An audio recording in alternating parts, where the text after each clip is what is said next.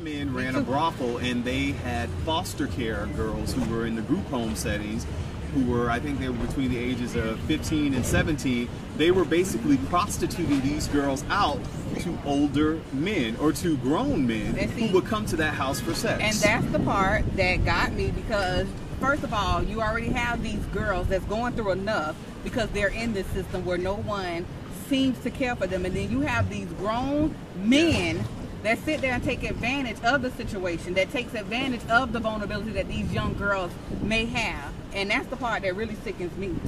Hello, and welcome to another exciting edition of the Dawson and Denise Show.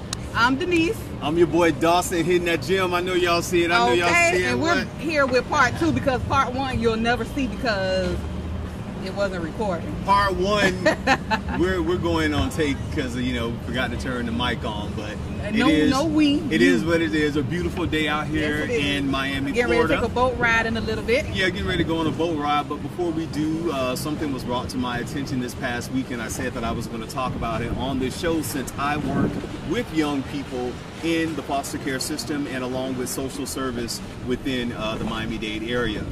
And that particular thing that was brought up was about this brothel that they had down in the South Miami area, in the Homestead area, where deep down south. Deep down south, and I worked down in that area too, where 4 men ran a brothel, and they had foster care girls who were in the group home settings, who were, I think they were between the ages of 15 and 17.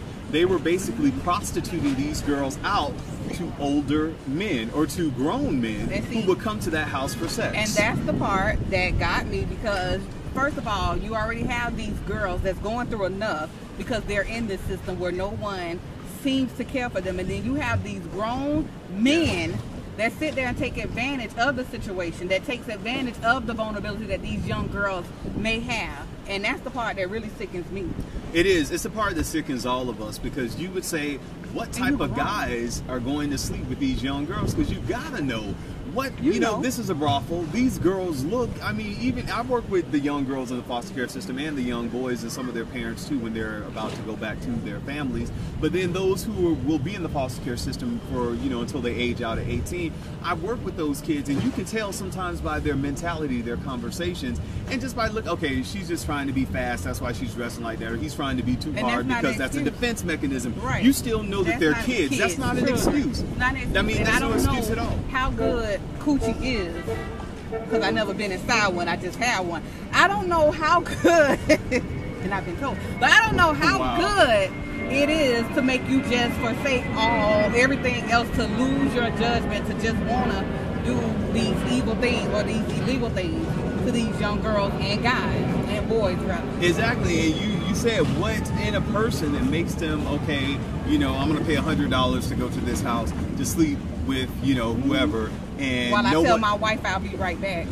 That's the main thing. And here's the thing. There was a DCF case manager, Department of Children and Family case manager, who's under investigation because it is alleged that he's had intercourse with some of his clients as well, too. So it's like the kids are not safe in the system. They're definitely not safe in our churches, because we with the priests and with other people who've done stuff. And you take them out of the house because they're being harmed, and you put them in a foster care where the parents or the foster parents, some of them just want to collect the check. Yeah. So they could care less about what's really going on with these kids. You don't see the foster child for 2 days and it's okay with you? Exactly. And see, and to the Department of Children and Family, to their defense, there are things that are put in place where case managers and guardian ad litems, people who help out on the case, need to see the kid at least, once a month or every 30, basically, now they're trying to do 2 times a month. And in certain cases, you need to see that kid, every other week, which I totally understand. The type of job I'm in now, I talk with my clients on a regular basis. I see them at least about 2-3 times a month.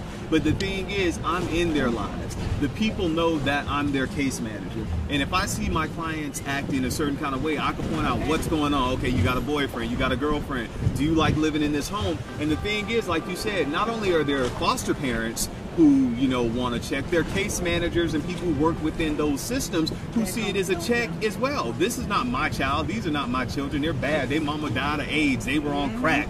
they're, you know, children of the system. Nobody don't want them. They grew up poor, so nobody care. Why should I care? Let me just stay at this organization and get a check. And I say that because literally I have heard other professionals say stuff like that within these things. Well, they're going to grow up, be bad. They're going to be a prostitute. Well, they mama died of AIDS. They're going to have it too. And it's sad that people would say that, but this is what they're saying to these children. And it takes people who really care about children to say, hey, I don't care if your mama died of AIDS. You ain't got to do it. Yeah, your daddy might have been in prison, but that doesn't have to be you. And the thing is, it's not about a check when it comes to these kids. It's not about a check when it comes to other people's kids. You have to care because what happens to them happens to you. It happens to you when this boy who has no feelings, no emotion because he grew up in the foster care system, abandoned, abused, and neglected, comes into the store, holds the entire store up at gunpoint, and don't care about your mama when he blows her point blank range in the face. So it cares. It cares. That's when it cares. When they hold you up in the traffic at a stop sign, at a light. That's when you care. And people are like, well, you know, I stay on Miami Beach. I'm in Aventura. Those people are in Liberty City. They're in the projects. They're in the ghettos. They're in the trailer parks. They're the slum.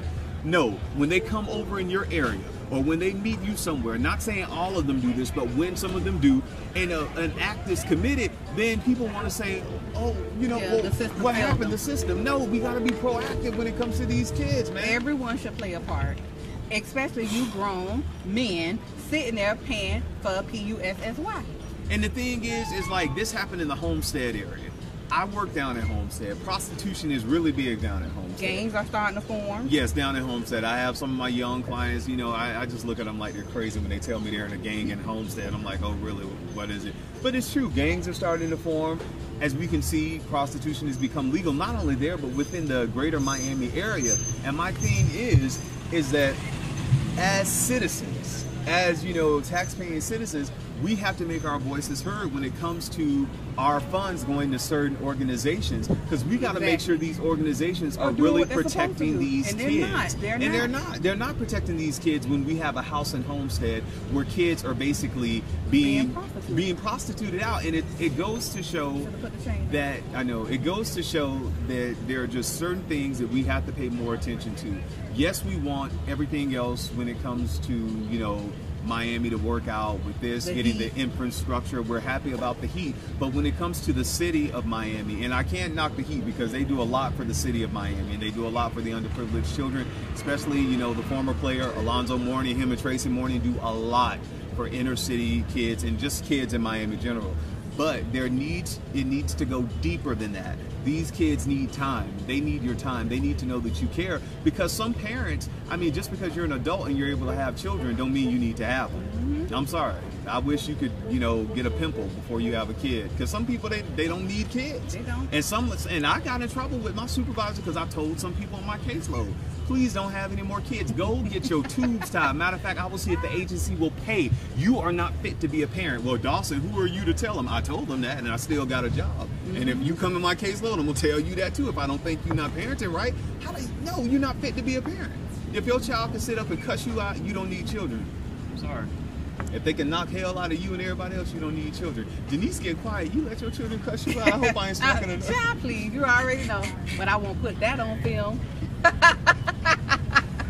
Child, please. Don't let me have to tell you something. You already know I don't play. No, but I have great kids. No, but just closing this up because we just wanted to talk about this seriously because it's just something. Yeah. When you have young girls and young boys who get prostituted out. People don't care. People don't care. And that's the part, like I'll say from, they don't. And I'll say it, it is. No, and I would say it, when we were talking last night, I was just full of just rage in a sense because being a young girl, knowing where I came from, how I grew up, and thank God that someone did care for me and I cared enough about myself. But that could have been me. That could have been my sister. That could have been my cousin. Because we are just a tad bit misguided and you always want to label us hoes and sluts and everything else. But we are sometimes just misguided. Yeah, and young girls and even some of the guys are misguided, and that's why I worked as a case manager because I'm like, you know, I'm a young guy down here in Miami. I chill. Let me show these kids a different side of life. And sometimes when others don't care, yeah, you don't. Exactly. And you know, even some of my young boys who've aged out, a lot of them are 18, 19, and some 20 now. they still call me, you know, man, we thank you for showing me this. And, you know, I remember I took some of the kids to Cheesecake Factory. They had never been in a place, in a dining room eatery. It was like KFC, McDonald's, that's all foster parents would give them. I took them over to South Beach to Cheesecake Factory. Oh, wow. Oh, you know, it's like sometimes kids just need a different outlet. And daughters need their fathers or a father they need figure. a male figure. Yeah. Yes. And not one that's trying to get in their dang draws and pay, but we need father figures. Yes, because if do. not, they're gonna go searching, and then that's why it'll be easy for them to end up in a brothel. Exactly, and we need foster parents that are going to be parents and not try to abuse these kids or allow family members to do it, because I've had clients where the foster parents have molested, you know, some of the kids or done stuff with the kids too. So when it comes to our kids, you know, we need to pay special attention. As we can see with the Jerry Sandusky case, how he got the book thrown to him, and I think we got to do that with our kids. We got to protect our kids. We have to. And I want to give a shout out to the book The Crossing. It's a good read by Sarita Jakes, Bishop Jakes' wives, and it talks a lot about post-traumatic stress syndrome. She dealt with that a lot, and one of the things she said is that the church doesn't deal with a lot of mental health issues. We always say, let's pray it out, let's do all this kind of stuff. But when it comes to our kids, a lot of them need the type of help that we're not giving them. So I'm giving that shout out to her. Go read that book, really good read. So definitely let's take care of our kids and each other. And thank you, the grown adults that act like kids. And the grown adults that act like kids. Until next time, I'm your guy Dawson. And underneath, we're ready to get on this boat and ride it. We got this new camera. I get to look at my mirror. Ride it. I'm gonna hit the gym in a little bit. I'm gonna hit something a little bit too. We on South Beach. So now, peace.